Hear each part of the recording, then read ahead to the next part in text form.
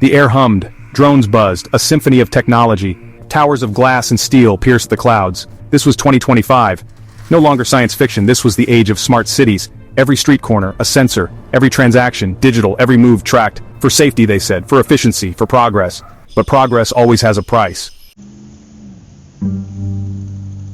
10 figures, silhouetted against the panoramic city view. The 10 kings, leaders of the most powerful nations. They met in the Citadel, a monument to human achievement, or so they thought. The fate of the world rested in their hands, or so they believed. Their faces, etched with concern, flickered on the giant holographic screen dominating the room. The topic: a global pandemic, swift and merciless. From the shadows, a man stepped into the light. Julian, charismatic, a visionary. He spoke of a solution, a cure delivered by drones. Targeted, efficient, a technological marvel. "Trust me," he urged, his voice smooth as silk. "This is the only way." The 10 kings, desperate, listened with rapt attention. Hope, disguised as progress, had arrived. Drones filled the skies, silver specks against the urban jungle. Each carried a payload not of bombs but of salvation, or so they thought. The vaccine, they called it, a symbol of hope. Fear subsided. Life returned to a semblance of normalcy. Julian hailed as a hero, the savior of mankind. His image plastered across every screen, his words echoing in every ear.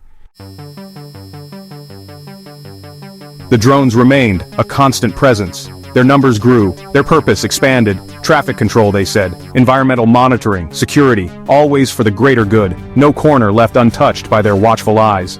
The people, initially wary, grew accustomed. Convenience trumped concern. Technology, they were told, was the answer. But some noticed. The subtle changes, the loss of privacy, the erosion of freedom, the ever-present surveillance. Whispers of dissent quickly silenced, branded as conspiracy theories. The 10 kings, their power waning, became mere figureheads. Julian, now a constant presence at their side, his influence absolute, the world unknowingly hurtling towards an unknown precipice. Then the truth. A message, broadcast globally. Julian, no longer the savior, but the architect. The drones, not deliverers of salvation, but tools of control. The vaccine, a means of manipulation.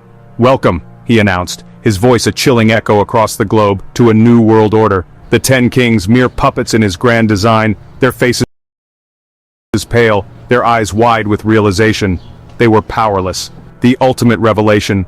They would harvest energy from our bodies, exploiting carbon-14. The world watched in horror, the technology they had embraced now a cage, their lives no longer their own. Julian, the antichrist, had risen.